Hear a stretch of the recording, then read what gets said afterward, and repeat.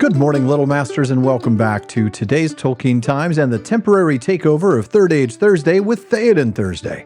I'm the Man of the West, also from the Prancing Pony podcast, and here as I wrap up Series 6 in week 49, I'm also wrapping up my 3-week commemoration of Barnard Hill's portrayal of Théoden by reading one more of my favorite passages about the King of Rohan. Now last week, we saw him ride forth from Helm's Gate, aiming to either cleave a road or find an end worthy of song. Today, then, how can I read anything other than the ending of the Ride of the Rohirrim? After a while, the king led his men away somewhat eastward to come between the fires of the siege and the outer fields. Still they were unchallenged, and still Théoden gave no signal. At last he halted once again. The city was now nearer. A smell of burning was in the air, and a very shadow of death. The horses were uneasy, but the king sat upon Snowmane, motionless, gazing upon the agony of Minas Tirith, as if stricken suddenly by anguish or by dread. He seemed to shrink down, cowed by age.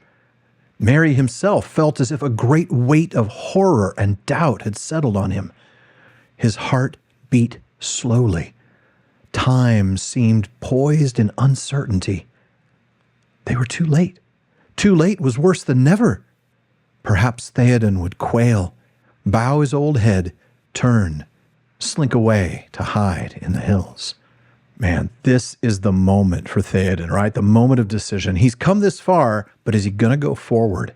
Merry isn't sure. He feels the dread and the fear, the horror, likely emanating from the Witch King himself, even this far out. And he's afraid they're too late, and that his beloved king would turn away a coward. But back to the story. Then suddenly Merry felt it at last beyond doubt. A change. Wind was in his face. Light was glimmering. Far, far away in the south, the clouds could be dimly seen as remote gray shapes, rolling up, drifting. Morning lay beyond them. But at that same moment there was a flash, as if lightning had sprung from the earth beneath the city. For a searing second it stood, dazzling far off in black and white, its topmost tower like a glittering needle. And then, as the darkness closed again, there came rolling over the fields a great boom.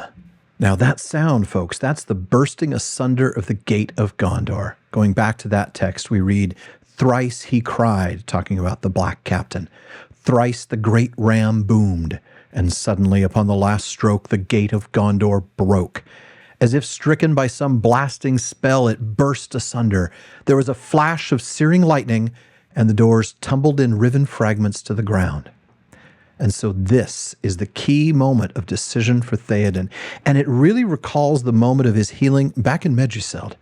Éomer comes back, offers him his sword, and we read, "How comes this?" said Théoden sternly. He turned towards Éomer, and the men looked in wonder at him, standing now proud and erect. Where was the old man whom they had left crouching in his chair or leaning on his stick? Remember that as we go back to the story. At that sound, the bent shape of the king sprang suddenly erect. Tall and proud he seemed again, and rising in his stirrups, he cried in a loud voice, more clear than any there had ever heard a mortal man achieve before, "Arise, arise, riders of Théoden! Fell deeds awake, fire and slaughter! Spear shall be shaken, shield be splintered! A sword day, a red day ere the sun rises! Ride now, ride now, ride to Gondor!" And with that, he seized a great horn from Guthlaf his banner-bearer, and he blew such a blast upon it that it burst asunder.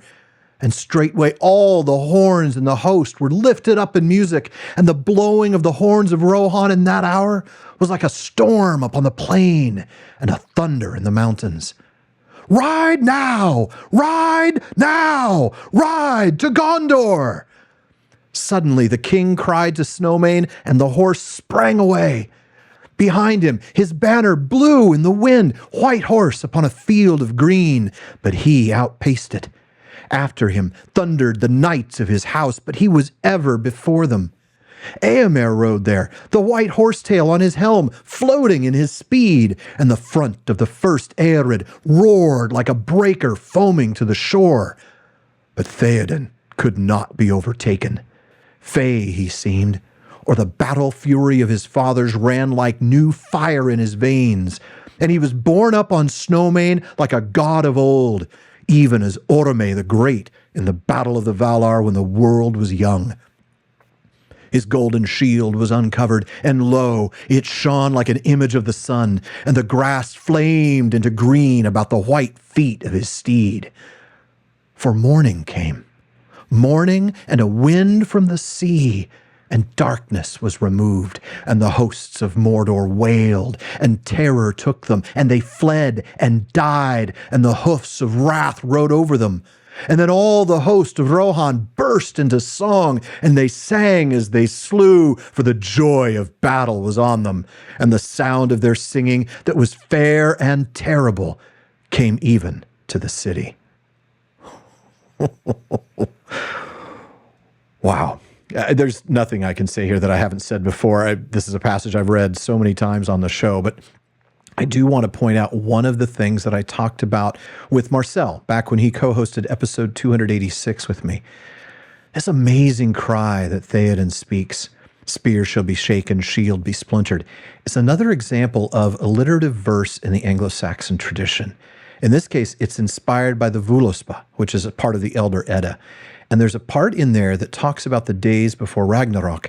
And the relevant lines, I'm going to try to read this in Old Norse. Skegold, Skolmold, Skildir, Ruklovnir, Vindold, Vargold, Otherverold, Stoipisk. At least as close as I could get to Old Norse. And that translates in theory to axe time, sword time, shields are splintered, wind time, wolf time, ere the world falls. I love that. The rest of this passage is just breathtakingly magnificent.